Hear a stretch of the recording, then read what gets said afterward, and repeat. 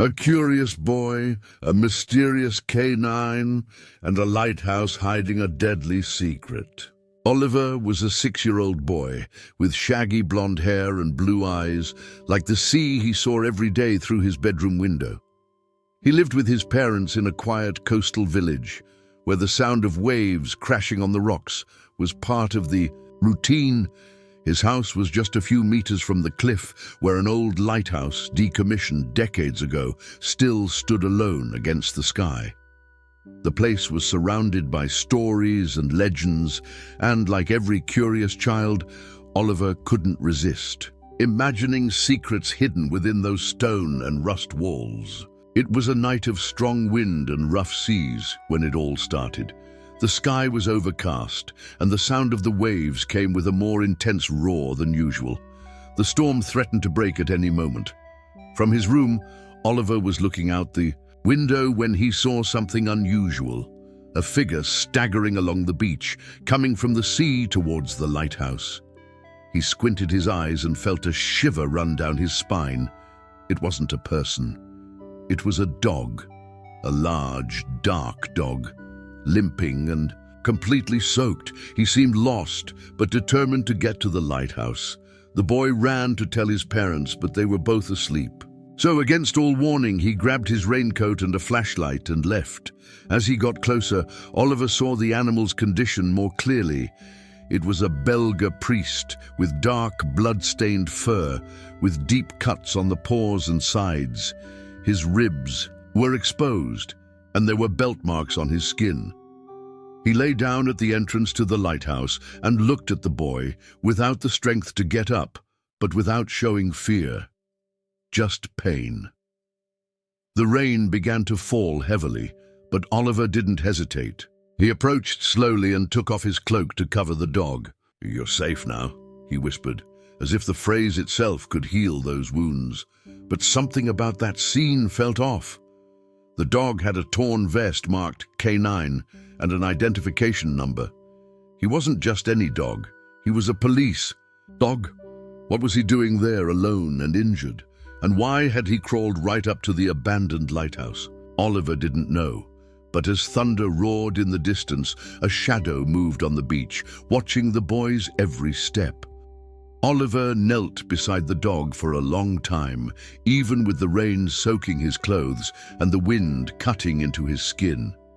The dog, although visibly exhausted, seemed to want to say something with his eyes, something urgent, as if he had an unfinished mission. When the boy finally decided to take him to his father's fishing shed, he improvised a stretcher out of an old tarp and ropes. With effort, he dragged the animal there, where he sheltered him with blankets and left a bowl with water and pieces of fish that he found in the freezer. The puppy ate with difficulty, but did not take his eyes off the shed door, as if he expected someone to follow him. The next day, Oliver returned to the shed early, taking food and medicine from the house. Determined to find out more about the animal, he wrote down the identification number of the torn vest and, with the help of his father's old VHF radio, tried to tune in to a police channel. After several attempts, a voice answered, confused. "That number belongs to Bolt. He disappeared 2 days ago during an operation off the coast. We think he died in the shipwreck." That was enough to make Oliver's blood run cold. Meanwhile, on the outskirts of the village, rumors began to circulate. Fishermen said they had seen strange lights at the lighthouse in recent nights, even though it had been deactivated for years. Some thought it was a sign of ghosts. Others said it was smugglers using the place. Oliver, however, began to distrust someone closer. Captain Wade, a grumpy old fisherman who lived alone and made a point of watching the lighthouse from afar with his binoculars. Wade always said no one should mess around in that place, and he seemed uncomfortable when Oliver asked about the shipwreck. That same night, while Bolt slept, Oliver sneaked into the base of the lighthouse. The door was locked with chains, but there were recent footprints in the mud, and something even more sinister, a blood-stained cloth caught between the links of the chain. Frightened, the boy ran back home, but as soon as he arrived, he saw a figure passing by his window. Someone knew Bolt was alive, and that someone was looking for him. The next morning, Oliver woke up with a strange feeling in his chest, as if something had changed overnight. He ran straight to the shed. Bolt was still there, but something was different. The dog was restless, standing with difficulty, growling softly at the half-open door. Oliver approached and saw that the lock had been forced. Someone had tried to get in. Before he could think of what to do, he heard voices outside. He hid behind an oil barrel, pulling Bolt with him. Two men entered the warehouse. They were hooded, but one of them had a hoarse and familiar voice. Captain Wade. "Are you sure he's here?" asked the other. "I saw the kid dragging something on the tarp. The dog's hurt. It couldn't have gotten far," Wade replied, looking around. Oliver covered his mouth to keep from making a sound. Bolt trembled but made no noise, as if he understood that any bark could be the end. The boy then realized Wade knew about the sinking, and he was directly involved. Suddenly, Bolt moved slightly, and one of the cans fell. The men turned toward the noise. Wade approached slowly, raising a crowbar. "I found you," he murmured. But before he reached them, Bolt rose with a superhuman effort and launched himself into a weak but unexpected leap. He bit Wade's arm, knocking the man to the ground. Oliver took advantage of the chaos to run, pulling the dog by the collar. He left through the back door and ran without looking back. Arriving home, he locked the door and turned on the radio again, transmitting on the channel where he had previously contacted the police. "Please, will someone listen to me? Police dog Bolt is alive. They're trying to capture him. My name is Oliver. They're going to hurt him." Minutes later, a voice responded, "Oliver, stay safe. We're on our way." But the boy knew he couldn't just wait. If Wade and the others suspected he had contact with the police, they could try to silence him before help arrived. He looked at Bolt, who was exhausted but determined to protect him at any cost.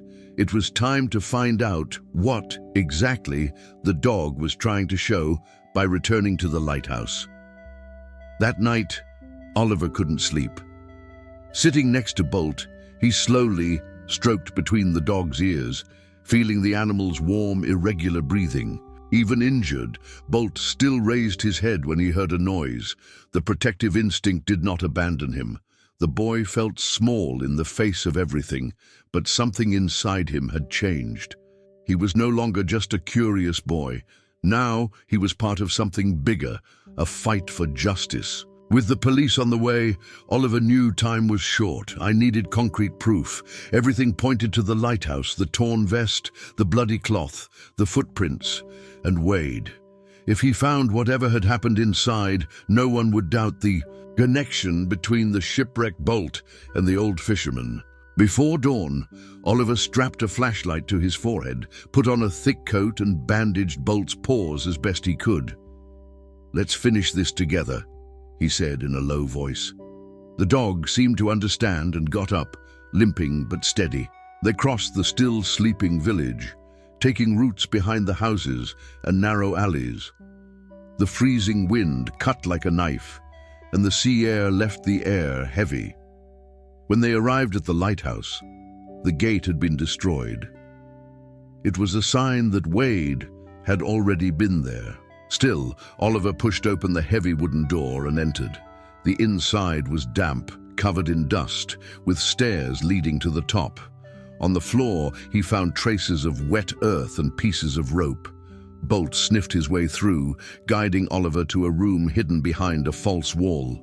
Inside, there were boxes with weapons, radios, and documents, including a maritime map with marks on the route of the sunken boat. The most shocking thing, however, was a still working surveillance camera. Oliver activated the recording and saw clear images. Wade talking to two armed men on the deck of the boat, minutes before the accident. The sinking had not been a mistake. It had been sabotage. With the recording in hand and Bolt at his side, Oliver left the lighthouse determined to hand everything over to the police. But before he could move away from the entrance, a silhouette appeared from the darkness. It was Wade, and this time he was armed. "I warned you to stay away, boy." Oliver was paralyzed, but Bolt moved forward, placing himself between him and the fisherman. The old man sneered. "That dog should have drowned." But the boy, now, was no longer the same. "And you should have underestimated who he protects less." The tension was as thick as the fog that was beginning to rise over the coast. Oliver remained motionless, his heart pounding, as Wade pointed the gun directly at him. Bolt, even injured, growled low, firmly in front of the boy, his muscles tense, as if he were ready to give his life a second time. Wade seemed calm, as if this had been decided a long time ago. "You shouldn't have gotten involved in this, boy. Just give the dog away and forget about it." He took a step forward. "Now you know too much." Oliver looked at Bolt, then at the cliff behind the lighthouse. One false step and they could both fall. He took a deep breath. "The police are already coming. I sent them the recording. They know." Wade's expression changed, just for an instant. He hesitated, but then he smiled again, now with anger. "Bullshit, you're bluffing." "Do you want to take a chance?" Oliver replied, even though his voice was shaking. In a sudden movement, Wade advanced. The shot sounded too loud, echoing throughout the hillside. The shot hit the ground near Bolt, who reacted instinctively. Even though he was injured, he jumped towards the man with a fierce bark. The two rolled across the floor, and the gun fell, sliding towards Oliver. Without thinking, the boy kicked her away and ran towards Bolt, who was biting Wade's coat, trying to disarm him with the strength he still had left. The old man pushed the dog violently, pulling out a knife hidden in his ankle. Before I could hurt him, sirens echoed in the distance. Wade heard it and suddenly got up to run away, but this time Bolt bit his leg firmly, causing him to fall hard against the rocks. He screamed in pain, but could no longer get up. The police showed up a few minutes later, lighting everything up with flashlights. One of the officers ran over to Oliver and Bolt, while others handcuffed Wade. "Are you well?" Officer Martinez asked, holding the boy in her arms. Oliver nodded, but his eyes were on Bolt, who now lay on the floor, exhausted, breathing hard. "He saved me. Again." The veterinary team that accompanied the operation was immediately called. They picked Bolt up carefully, placing him on a thermal stretcher. Oliver held his paw the entire time. As he was being taken to the ambulance, the dog turned his head slightly and placed his nose against the boy's hand. There was no more strength for barking or movement, just the purest gesture of trust. "You're going to be okay," Oliver whispered, his eyes filling with tears. "I promise." The veterinary hospital in the neighboring town fell silent as Bolt underwent surgery.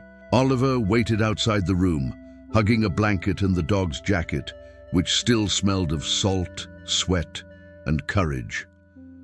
Officer Martinez sat next to him, holding a thermos of hot chocolate. "You were very brave, Oliver. Without you, no one would ever know what happened to that ship." The boy didn't respond immediately.